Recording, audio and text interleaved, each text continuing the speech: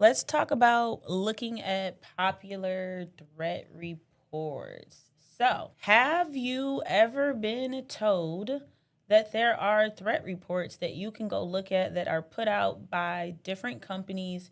What is the point? Why does it matter? So,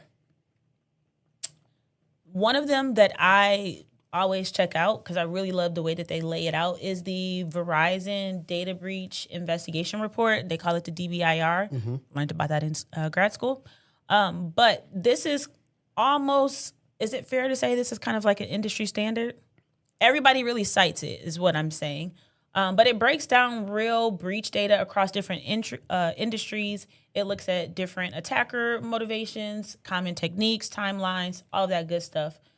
So when it comes to that data obviously is real. It's not guessed. It breaks down which industries are getting clapped by the bad actors.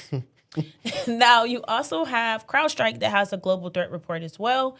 They give you a front row seat into some attacker behavior. So e-crime trends, nation state operations, zero-day exploitations, how fast attackers actually move.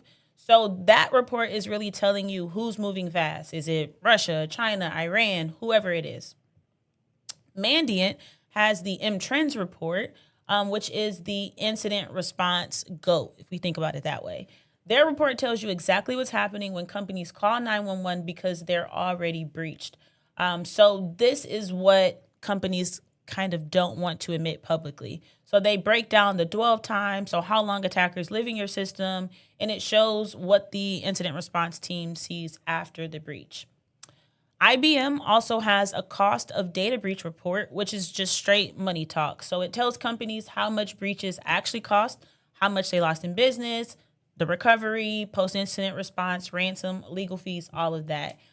So that I feel like is good from a CISO's perspective to be able to justify budget, maybe, for example. And then you have the digital defense report by Big M. So obviously Big M has a ton of visibility across everything, but it does include an analysis of nation state activities. So if you think about ransomware, cloud attacks, AI threats, identity-based attacks, they kind of see the world from a different lens due to all of the data that they have and they're able to pull in. But why does this matter?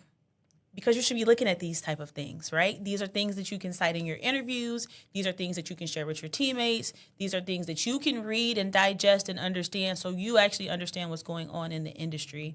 Palo Alto has one, Sophos, Checkpoint, like the list goes on. There's so many different companies who have these reports. But I think it's important for you to think outside of a lab box and start to think a little bit more strategic on the business side and how maybe some of the things that you're finding out in these reports can shape what's happening internally within your company. Yeah. So also not only for CISO, but just anybody that's in the field. Well, no, I was just saying that particular one, the finances one. Yeah. Well, I mean, but anybody can look at these.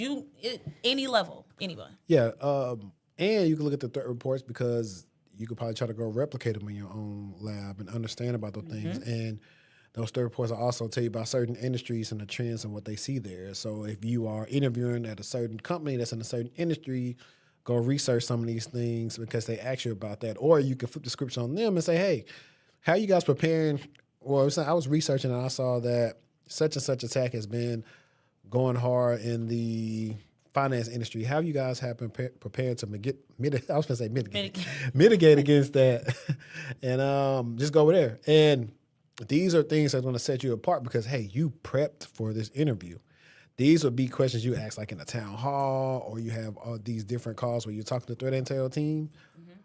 They're like, okay, this guy's actually showing to pay attention to the detail piece by this question. Yeah, it's almost like watching or not like reading a news article. That's basically what it is, right? In an essence. But if you're trying to grow your career, doesn't matter if you've been here a while or you're brand new. I just think it's important for you to understand what are we actually defending against.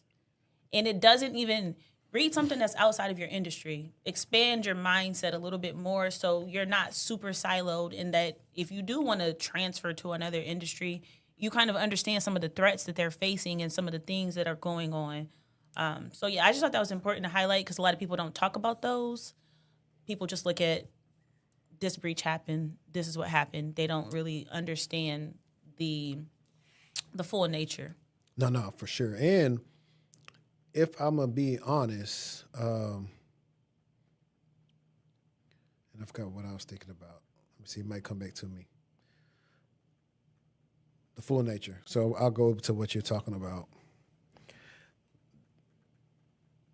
I already talked about interviewing people in certain industries and bringing up certain things, but now you take it a step further and you bring up certain questions based on who you're interviewing with. So the company might just say, hey, the CISO cares about this because it's talking about money and how I explain the budget or whatever.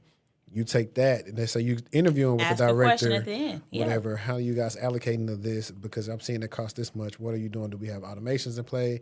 All these different things, right? Because you're going to ask the right questions. Or even if you can just pique their interest at the end, you're like, hey, have you ever heard? I don't even remember which. Hold on. It was the Mandiant. Oh, speaking of, why you talking about Mandiant? Mandiant. No, it was IBM. But like say you interviewing me at the end. I'm like, yeah, have you ever took a look at the IBM cost of a breach report? Yeah, tells you a little bit more about security just not being tech, how it has financial implications. Yeah, so from my knowledge, a lot of industries have these, I don't know if it's alliance. It's these certain, it's a certain thing that everybody's a part of based on what your industry is, and they share intel throughout the industry. And so they have that. So that's one of the things they have. One here for CISOs that are in Dallas. Well, I was talking about just, let's say, for instance, JP Morgan, Capital One, like for Wells the financial Fargo, industry. Bank of America. Yeah. There's this thing, what's it called? I know what it's called, but I'm trying not to say too much. I know I'm going to type it in so I look like I looked it up.